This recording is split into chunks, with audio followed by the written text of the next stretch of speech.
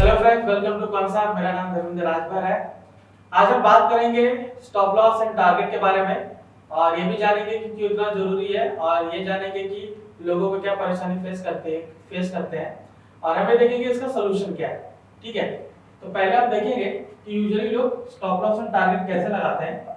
ठीक है, तो अगर मैं बात करूं किसी भी स्टॉक के मूवमेंट की, ठीक है, स्टॉप लॉस या तो स्टॉक जो अंडरलाइन एसेट है उसके मुताबिक लगाते हैं, नहीं तो लोग अपने ऑप्शन के हिसाब से लगाते हैं। ठीक है, और दोनों में डिफरेंसेस मिलते हैं हमें। ठीक है, तो पहले मैं बताता हूं कि जैसे कि कोई स्टॉक, ठीक है, कोई स्टॉक इस तरीके से मूवमेंट किया है, ऊपर जा रहा है फिर ऐसे नीचे जा रहा है।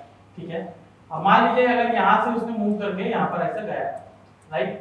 सो अगर यहाँ पे किसी को टारगेट लगाना हो या स्टॉप लॉस लगाना हो तो वो क्या करेंगे कि मान लीजिए यहाँ पर उन्होंने एंट्री लिया, किसी भी स्टॉक में उन्होंने यहाँ पर एंट्री लिया। अब यहाँ होता है कि वो स्टॉप लॉस कैसे लगाएंगे।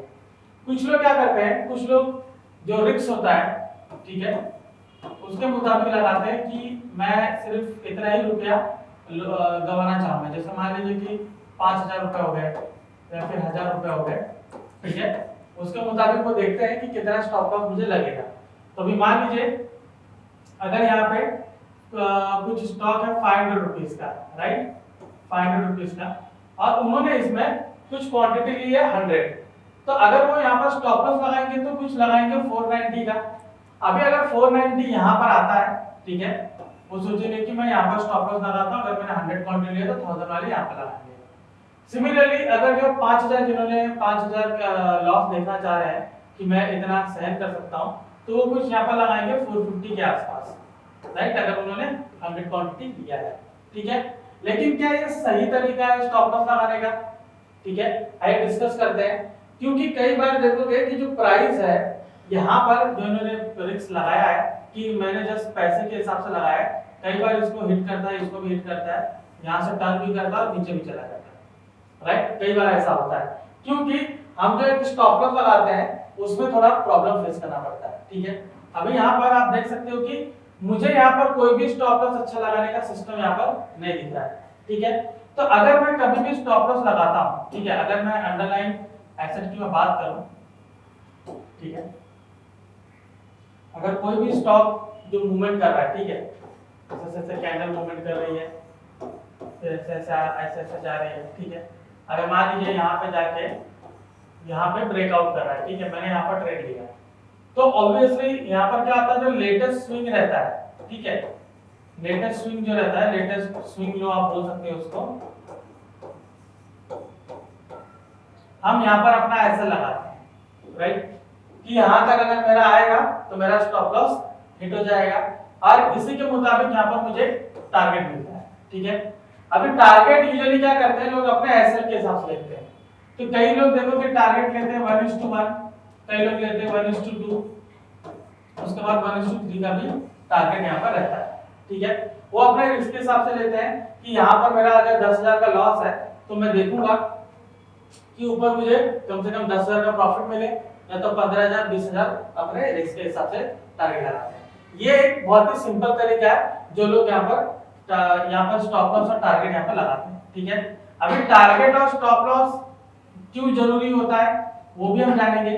ठीक है, स्टॉप लॉस क्यों इतना जरूरी होता है, बिकॉज अगर आप ऐसे नहीं लगाते हो, कभी मार्केट जो होता है अचानक से उसमें खतरनाक मूव आती है, ठीक है, मान लीजिए आपने बाय किया है किसी पर्टिकुलर लेवल पे और आपने यहाँ पर ऐसे लगाया, कभी कभी आप देखोगे कि यहाँ से ऐसा प्राइस गया और एक लंबी सी कैंडल ऐसे बनती है नीचे की ओर, एक लंबी सी कैंडल बनती है नीचे की ओर।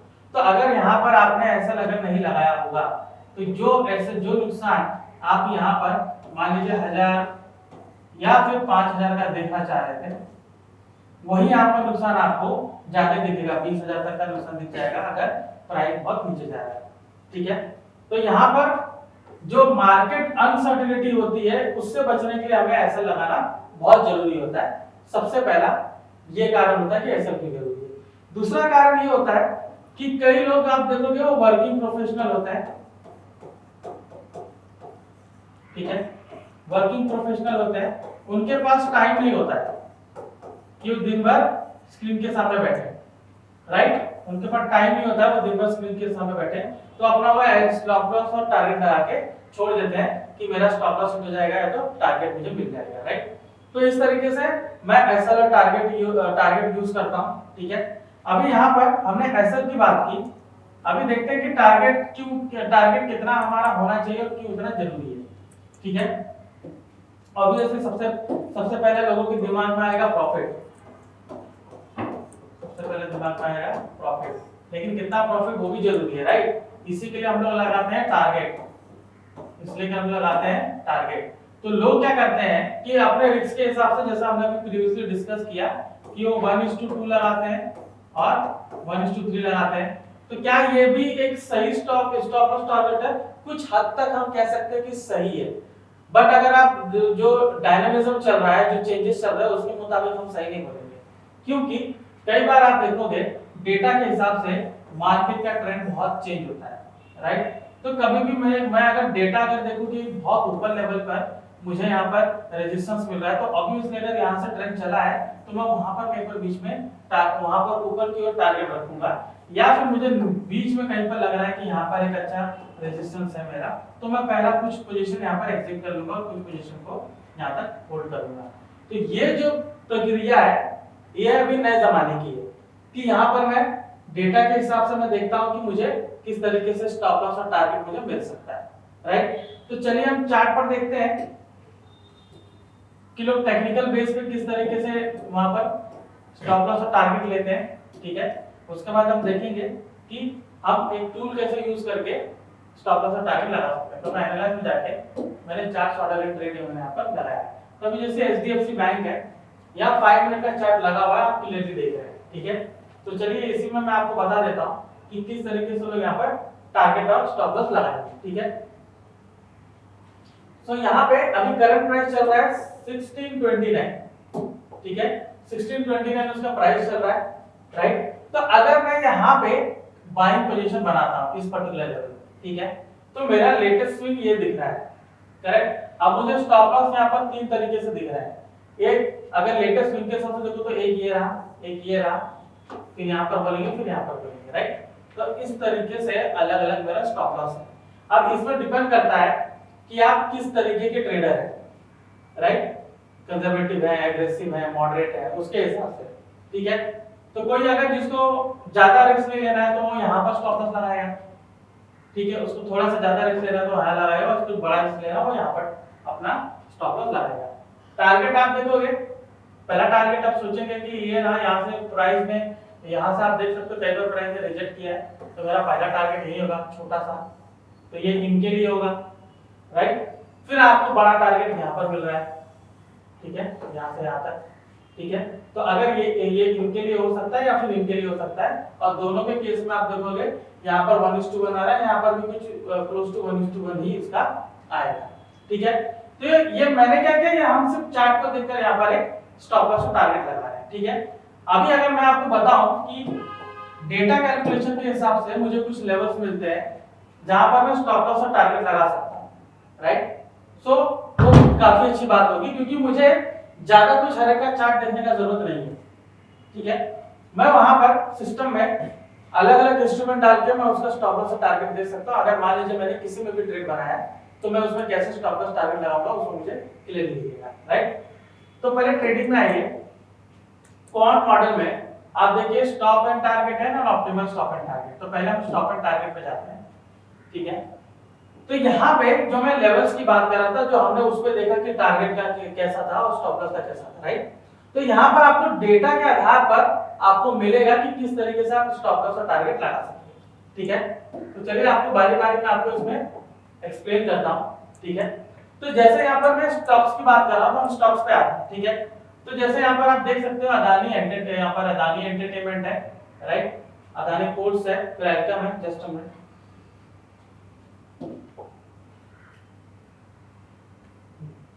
चलिए पहला हम यहाँ निफ्टी बैंक निफ्टी से शुरू करते हैं, ओके। तो निफ्टी का आप देख सकते हो 24,665 इसका करंट प्राइस है, राइट। अभी अगर मैं यहाँ पर मैंने इसको बाइंग मैं बाइंग का सोच रहा हूँ, ठीक है। अगर मेरा कंडीशन ये है कि मैंने निफ्टी का एनालिसिस किया कि ये इसमें फ्यूचर बिल्टअप काफी अच्छा है, ये ऊपर की ओर जा सकता है, ठीक है। तो मैं इसको बाइंग के लिए सोचूंगा। तो अगर बाइंग के लिए सोचूंगा तो मेरा पहला टारगेट, दूसरा, तीसरा टारगेट क्या हो सकता है, ठीक है, अकॉर्डिंग टू रिस्क। तो रिस्क के मुताबिक अगर मैं देखूं तो मेरा पहला टारगेट यहाँ पर होगा कंजर्वेटिव का ये वाला 24,856, राइट।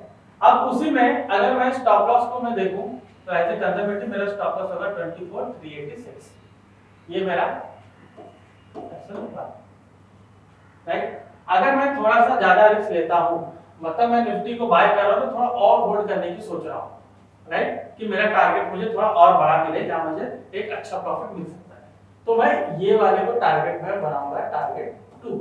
तो एज ए मॉडरेट मतलब मैं थोड़ा सा ज्यादा रिस्क ले रहा हूं कंजर्वेटिव के मुकाबले, तो मेरा दूसरा टारगेट मुझे ये कौन मिल रहा है। तो अगर मैं स्टॉप लॉस यहां पर लगा सकता हूं, दोनों में से किसी को भी देख सकता हूं, पर टारगेट लेकिन मेरा ये होगा, राइट। तो यहां पर मैं मेरा स्टॉप लॉस यहां पर होगा, टारगेट मेरा वो होगा। अभी मैं ज्यादा एग्रेसिव ट्रेडर हूं, ठीक है, कि मतलब मुझे बहुत ज्यादा एग्रेसिव ट्रेड करने का बहुत मन करता है, या फिर मैं देखूं मैं ज्यादा बड़ा रिस्क टेकर हूं, तो उसके हिसाब से मैं क्या करूंगा, मेरा स्टॉप लॉस ये रहेगा काफी नीचे, ठीक है, तो अप्रॉक्सीमेट 400 पॉइंट नीचे, और वहीं पर आप देखोगे कि मेरा जो टारगेट ये रहेगा, राइट, तो अप्रॉक्सीमेट 500 पॉइंट्स ऊपर है। तो इस तरीके से मैं एक बड़े रेंज के बीच में मैं ट्रेड करूंगा, ठीक है। अभी ये जो लेवल्स है इसको दिखा के लोग मार्किंग भी करते हैं, लोग ट्रेड भी करते हैं। मान लीजिए आपने यहाँ पर इसको बाय किया या इसके बीच में कहीं पर बाय किए हो, 24665 है, मान लीजिए आपने 24565 पे बाय किया है, तो आपको ये मालूम पड़ जाएगा कि ये पीछे का स्टॉप लॉस ये है और ये मेरा एक अच्छा पहला टारगेट है, तो हम उसको होल्ड कर सकते हैं कि on the basis of data मुझे ये अच्छा टारगेट यहाँ पर मिल रहा है, राइट। तो जरूरी नहीं कि आपने इसी पे बाय किया, इसके पहले भी अगर बाय किया तो हमें ये पता होना चाहिए कि मार्केट जिस तरीके से मूव कर रहा है, मैं एक अच्छा स्टॉप लॉस या अच्छा टारगेट मैं कहां पर दे सकता हूं, तो ये टूल आपको बताएगा कि आपका स्टॉप लॉस और टारगेट क्या हो सकता है, राइट। तो अभी हमने निफ्टी को देखा, यहीं पर अगर आप बैंक निफ्टी को देखोगे तो उसका कंडीशन भी यही है, 52,533 इसका जो अभी करंट प्राइस चल रहा है, वहीं पर आप देखोगे 53,212, ठीक है, ऑलमोस्ट आप देखोगे 700 पॉइंट्स ऊपर आपका यहाँ पर टारगेट हो रहा है, ठीक है, पहला टारगेट। और वहीं पर आप देखोगे कि कुछ 500 पॉइंट्स नीचे आपको बता रहा है कि ये आपका एसएल है, राइट। कितना डिफरेंसेस में आपको एक कंजर्वेटिव ट्रेडर हो तो आपको इतना डिफरेंस में ट्रेड लेना चाहिए, ठीक है। वहीं पर आप देखोगे थोड़ा सा और नीचे जाओगे तो 51756 का आपका स्टॉप लॉस है, और आपका टारगेट अगर आप देखोगे तो ये आपका टारगेट है, आई एम सॉरी, ये आपका टारगेट है 53503। इसी के कंपैरिजन आप करोगे तो अगर एग्रेसिव ट्रेडर हो तो 53794 आ रहा है, और वहां पर आपका जो स्टॉप लॉस है 51465 आपका स्टॉप लॉस होगा, ठीक है। तो ज्यादातर लोग जो निफ्टी बैंक निफ्टी में करते हैं तो उनके लिए एक बहुत ही बेहतरीन लेवल है ये, और इसके हिसाब से वो काफी अच्छा ट्रेड अपने सिस्टम में बना सकते हैं। जो लोग स्टॉक में करते हैं उनको स्टॉक का भी यहाँ पर कंडीशन आपको मिलेगा, जैसे आरती इंडस्ट्री है, एबीबी है, अबॉट इंडिया है, ठीक है। तो जैसे अगर मैं अबॉट इंडिया की बात करूं, ठीक है, ये भी बड़ा स्क्रिप है, 28,000 का स्क्रिप है, तो 28,186 का अगर इसका अभी करंट प्राइस चल रहा है, आप बाइंग की सोच लो। अब आई एम सॉरी, अभी चलते हैं सेलिंग के बारे में सोचते हैं, क्योंकि हमने बाइंग का बहुत देख लिया, ठीक है। अभी मैं सेलिंग का सोच रहा हूं कि मुझे सेल करना है, तो मेरा टारगेट क्या होगा, तो सेल करोगे तो आपका टारगेट ये होगा, ठीक है, कि यहां तक आएगा तो मैं अपना एक टारगेट ले सकता हूं। यहीं पर अगर बाय करेंगे, यहां पर ये आपका एसएल होना चाहिए कि यहां तक मेरा ऊपर जाना है, ऊपर जाएगा तो यहां तक मेरा एसएल होगा, ठीक है। इस तरीके से आप इसमें ट्रेड ले सकते हो बाइंग एंड सेलिंग करके, ठीक है। अभी ये तो हो गया कि हमने जो अंडरलाइंग एसेट है उसके हिसाब से देखा, राइट। अभी हम देखेंगे कि ऑप्शन के हिसाब से मुझे एक अच्छा टारगेट कैसा मिल सकता है, राइट, क्योंकि कई लोग ऑप्शन को लेकर पूछते हैं कि ऑप्शन में मुझे एक अच्छा स्टॉप लॉस और टारगेट कैसे मिलेगा, ठीक है। और उसका एक रीजन भी है कि क्यों ऑप्शन में लोग स्टॉप लॉस और टारगेट ढूंढते हैं, ठीक है। चलिए उसके बारे में पहले डिस्कस करते हैं कि ये क्यों जरूरी है कि आपको ऑप्शन में भी स्टॉप लॉस और टारगेट देखना चाहिए। तो अभी अगर मैं बात करूं एक अंडरलाइंग एसेट की, कि कोई भी स्टॉक आप ले लीजिए, ठीक है, वो स्टॉक ऐसे से मूव किया, आपने यहां पर बनाया पोजीशन, ठीक है, थोड़ा नीचे देखते हैं, ये आपका एसएल है मान लीजिए, तो यहाँ पे अगर आप टारगेट बना, यहाँ पर आप अपना एक एंट्री लेते हो, राइट, यहाँ पे एंट्री लेते हो। अब मान लीजिए थोड़ा सा ऊपर गया, फिर आपसे काफी नीचे होकर यहाँ पर यहाँ तक ऐसा ऐसा आ गया, राइट, फिर यहाँ से ये बाउंस बैक करके ऊपर जाता है।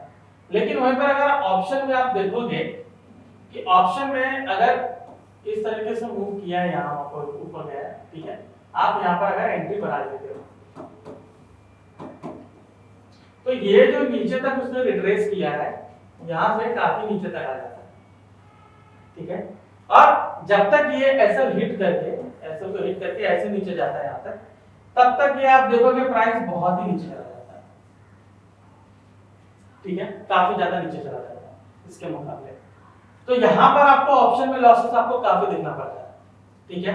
और अगर जिस दिन इम्प्लाइड वोलेटिलिटी बहुत गिरी होगी तो वो आपको और बड़ा स्टॉप लॉस देगा, ठीक है। इसलिए ऑप्शन में ट्रेड करने के पहले हमें इम्प्लाइड वोलेटिलिटी चेक करनी पड़ती है। तो जिस दिन आईवी गिर जाएगा उस दिन आपको और भी खतरनाक तरीके से वो लॉस देना शुरू करेगा, ठीक है। इसलिए हमें कोई सिर्फ ऑप्शन में ट्रेड करता है तो उसको ऑप्शन में स्टॉप लॉस लगाने का मन करता है कि उसका उसमें ऑप्शन में ही लगाना चाहिए ताकि उसको एक अच्छा प्रॉफिट मिल सके, एक अच्छा रिस्क मैनेजमेंट हो सके, ऐसा लोगों का मानना है, ठीक है।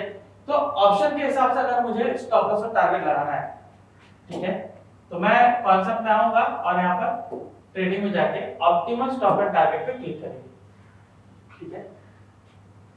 सो ऑप्टिमम स्टॉप एंड टारगेट अगर आप ओपन करते हो, ठीक है, तो यहाँ पर आपको ये जो चार्ट आप देख रहे हो ये ऑप्शन का चार्ट है, ठीक है। कौन से ऑप्शन का है? एचडीएफसी बैंक इंस्ट्रूमेंट मैंने ऑप्शन ही लिया है, यहाँ पर मुझे फ्यूचर भी मिल सकता है, यहाँ पर मैंने ऑप्शन लिया है, ठीक है। एक्सपायरी डेट मैंने 25 जुलाई लिया है, आप एक्सपायरी चेंज करके भी ले सकते हो, ठीक है, कि अगर आपको अगस्त का एक्सपायरी चाहिए तो अगस्त का एक्सपायरी वाला भी मिल जाएगा, ठीक है। स्ट्राइक आप चुनिए, हर एक स्ट्राइक का आपको अलग अलग मिलेगा, तो यहाँ पर 1630 का स्ट्राइक है, मैंने उसको सेलेक्ट किया है, ठीक है। ऑप्शन आप बाय सेल जो भी कर रहे हैं, कॉल ऑप्शन, पुट ऑप्शन, ठीक है, आप उसको ले सकते हो। अभी कॉल ऑप्शन को अगर आप बाय करो तो बाय के हिसाब से आपको स्टॉप लॉस टारगेट बताएगा, सेल कर रहे हो तो आपको सेल के हिसाब से स्टॉप लॉस टारगेट आपको बताएगा, ठीक है। और टाइम होराइजन यूजुअली आपको 5 मिनट का रहता है, 1 मिनट का, 2 मिनट का भी है, अगर आप इससे ज्यादा लेना चाहते हो तो वो भी आप इसमें कंसीडर कर सकते हो। और यहाँ पर जो टारगेट और स्टॉप लॉस है वो आपको अपने मोड के हिसाब से मिलेगा कि आप कंजर्वेटिव मोड पे ट्रेड करना चाहते हो, मॉडरेट या एग्रेसिव पे, उसके ऊपर डिपेंड करता है। तो पहले हम कंजर्वेटिव पर ही जाते हैं, ठीक है। तो जैसे यहाँ पर 12 तारीख को ले लीजिए, ठीक है, 12 तारीख को हमने यहाँ पर ट्रेड लिया, ठीक है। कई लोगों को ये रहता है कि मैं कहाँ पर स्टॉप लॉस लगाऊं, मुझे एक ऑप्टिमम स्टॉप एंड टारगेट मिल जाए, जस्ट मैं उसमें स्टॉप लॉस लगा के मैं ट्रेड लेना चाहूंगा, ठीक है। तो मान लीजिए ये प्राइस आप देख सकते हो 12 तारीख को यहाँ पर नीचे आया, ठीक है। अब 12 तारीख को अगर मैं इसमें ट्रेड लेता हूँ, मैंने यहाँ पर ट्रेड लिया, ठीक है, मैं प्राइस रखता हूँ, टाइम है 10:15 पे, ठीक है।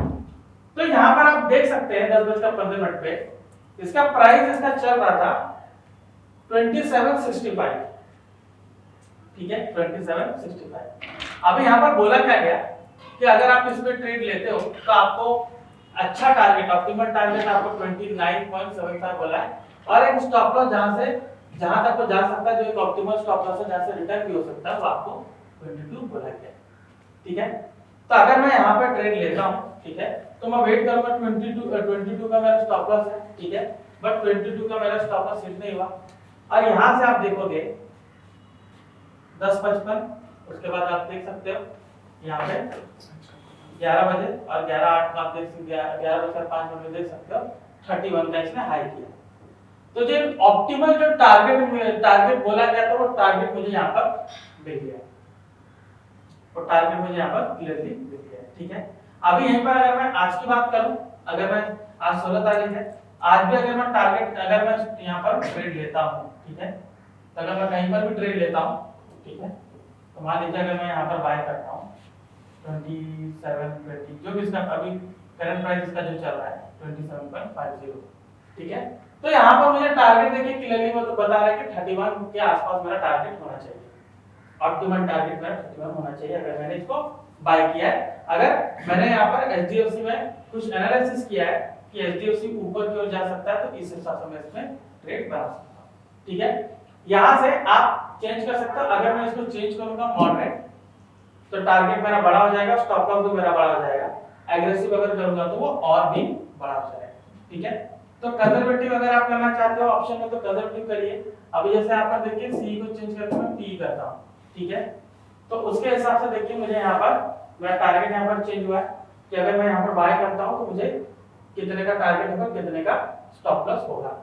ठीक है, बाय सेल देखिए अगर मैंने इसको सेल किया है तो सेल का मुझे अलग से बताएगा कि ऑप्टिमल स्टॉप लॉस 32.50, टारगेट मेरा 23.73 है।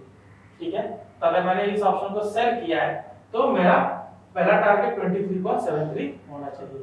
ओके, तो जो सवाल था मन में कि स्टॉप लॉस जरूरी क्यों है, टारगेट कितना हमारा होना चाहिए, टारगेट कितना जरूरी होता है, वो दोनों हमने पहले स्टार्टिंग में देखा।